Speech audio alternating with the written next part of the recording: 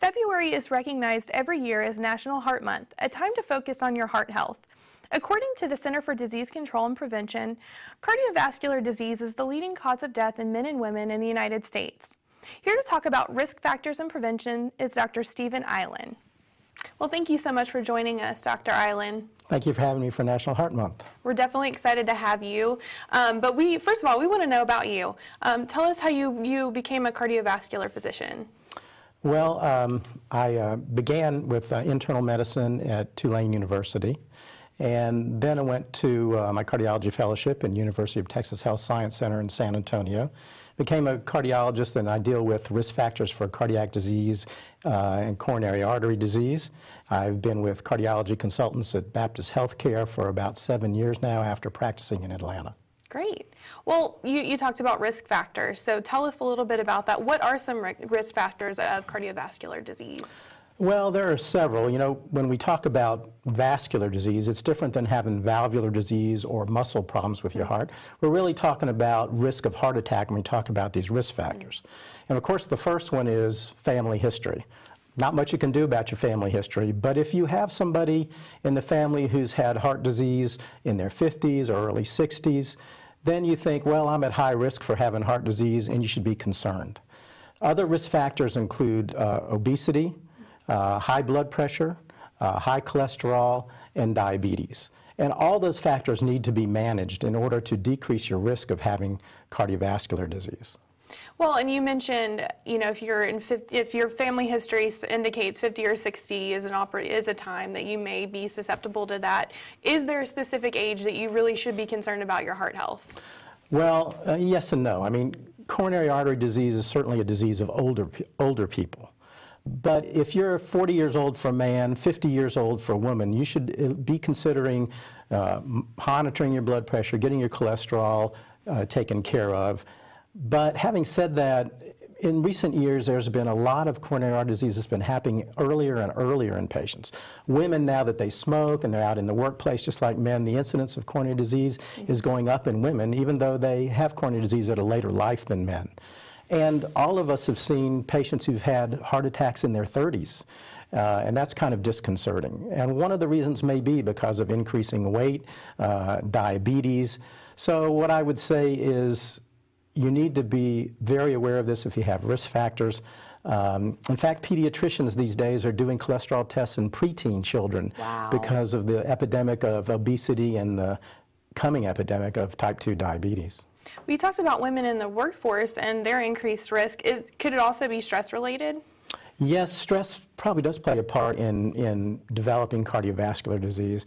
And women, although are in the workplace and now not just in the home, they have the stress of being at home and at work, smoking like men and having the same stresses, gaining weight like men. And so their incidence of cardiac disease is approaching that of men, and their mortality is approaching that of men. Well, this kind of sounds scary. What can we do to prevent it? Well, to prevent coronary disease, there's a lot of risk factors you have to deal with.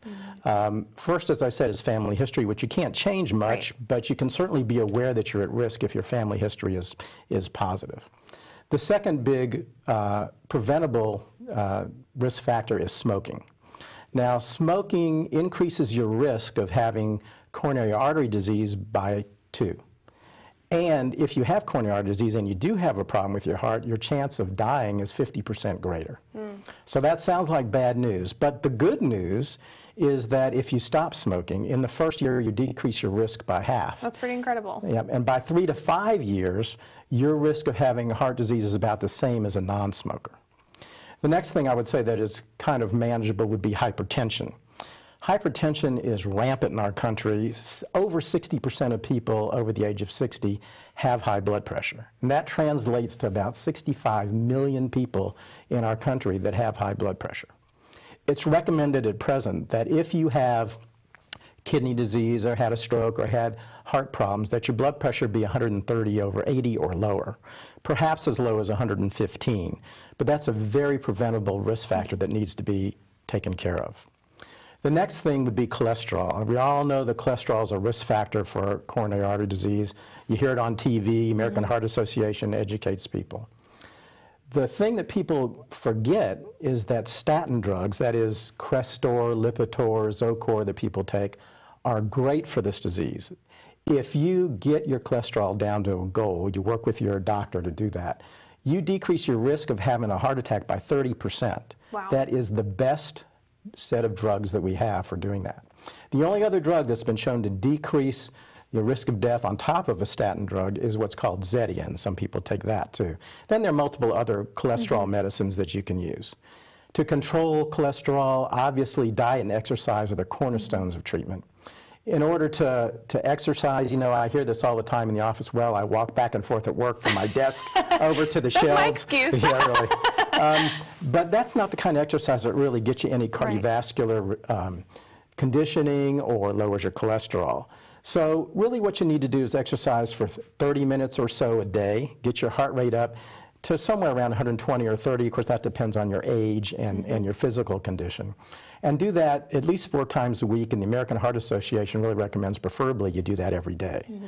As far as diet's concerned, the best diets are the most popular diets are the American Heart Association diet and the Therapeutic Life Change diet.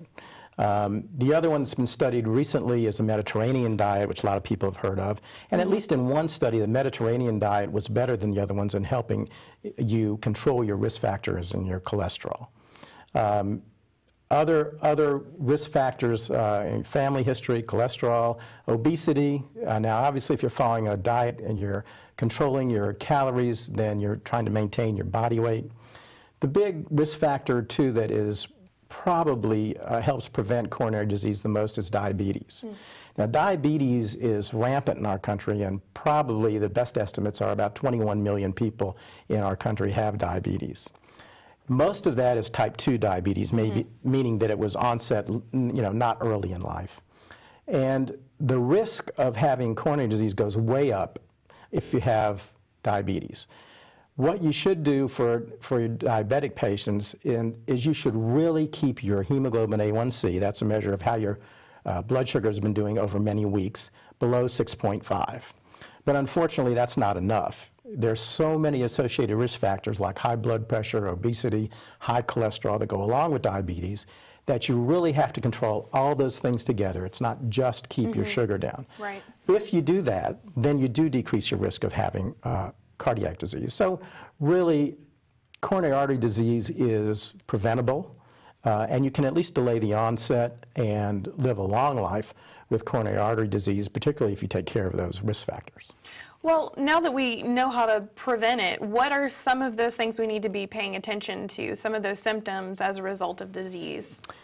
Well, symptoms are very difficult, and that's why many times patients have all kinds of different symptoms, and it's difficult to figure out, and women are just very difficult. Now, I'm only talking about chest pain.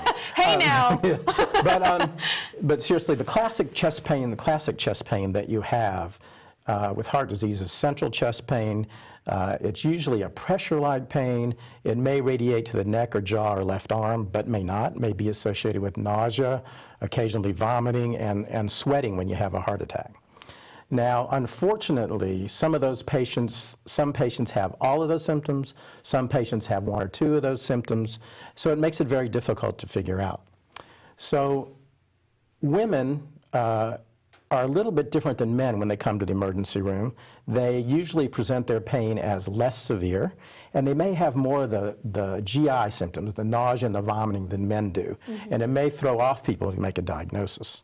So it makes it difficult to figure that out. If you have those symptoms, then, and you know what they are, and you think they're cardiac in origin, then obviously they need to be taken care of. Absolutely. And the funny thing is, older patients may not have any of that. So if you're 75 or 80 years old, you may all of a sudden have confusion, altered mental status, or fatigue, and sometimes that may be a heart attack. So you can see why that would be very difficult to figure out. Well, and considering that all of that can be pretty varied, you probably should just go get regular checkups, I would assume, because you just may not know. Right. Well, if you have the risk factors, then obviously you need to have regular visits with your healthcare provider. Make sure your cholesterol, blood pressure, blood sugar, and all that are normal.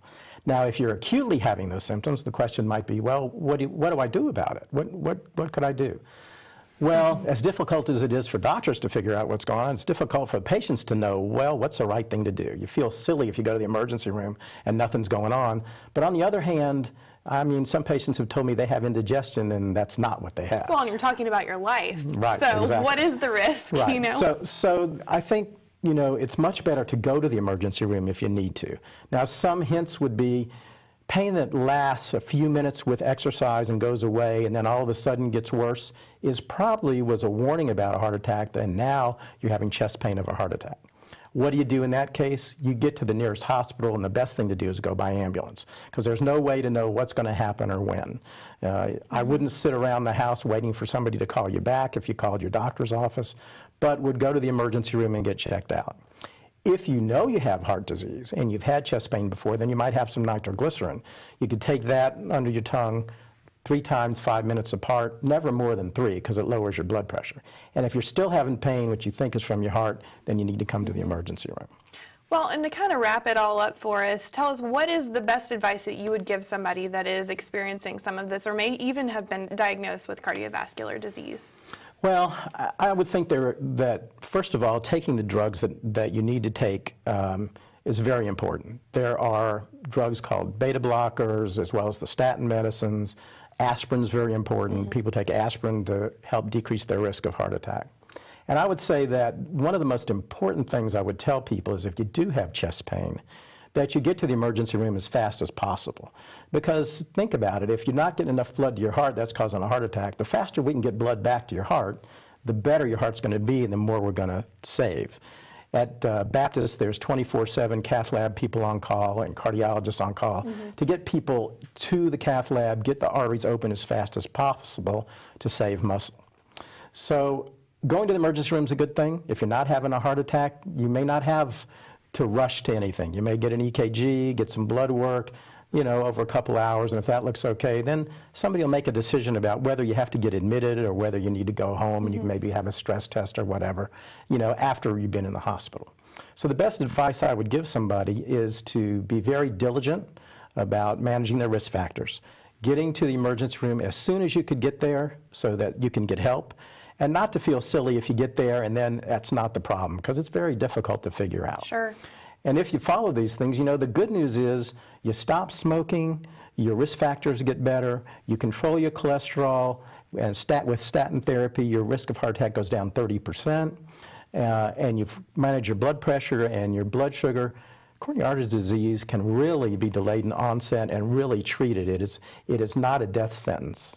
Well, we thank you so much. We really appreciate you being on the show. A lot of great information, and I'm sure this will be helpful to a lot of folks. We really appreciate it. Thank you so much for having me. Thank you.